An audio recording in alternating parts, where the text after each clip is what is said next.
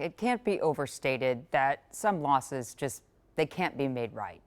But today, a family in Minnesota got back a very small piece of what the horror of the Holocaust took from them. An Austrian diplomat came all the way to our state to return a nearly 90-year-old piece of art. Here's Gordon with more on the history that art carries. First of all, thank you all for joining us for this significant event. The year was 1939. Edward Epstein, a Jewish businessman and father, was frantically selling his personal belongings to raise money to flee the country. Because of his religion, they just said goodbye. Jackie Sundell, his closest surviving relative, says the Nazis stole his personal belongings and sent him to jail for 9 months. And when he got out, he was never the same. Very horrible to have to sell your things because of your religion. Among his personal belongings was a small painting, a watercolor from 1847 of an Austrian count who served in the military. Wow, beautiful. And now that painting has traveled all the way to Minnesota so it can be reunited with its rightful owner.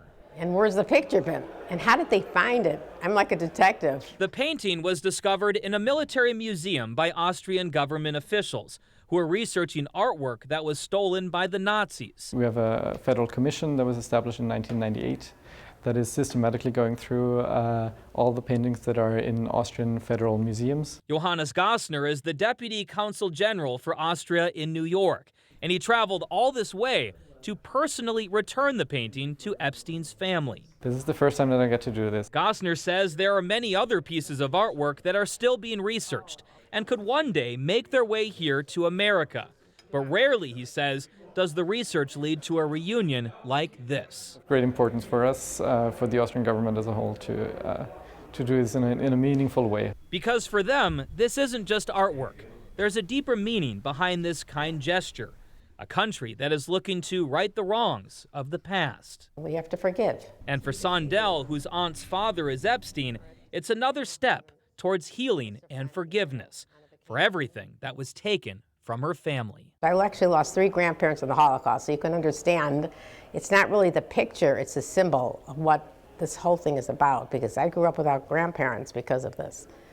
And for the whole world, not just for me, for everyone that went through this. Family members tell me they don't have a spot picked out yet for this piece of artwork. They really want to find a way to showcase it and share it with the community, because they say it's more than just a piece of artwork. They say it's a story and a symbol, and they want to share it with others. Gordon Severson, KARE 11 News. Well, grateful to the family that we got to tell that story. We hope it's told many times over. The family says there are other pieces of art that are still missing from them, and the Austrian government has a list. But most of those items have probably now gone into private collections or gone to other countries that don't have policies in place to return that stolen artwork to their original families.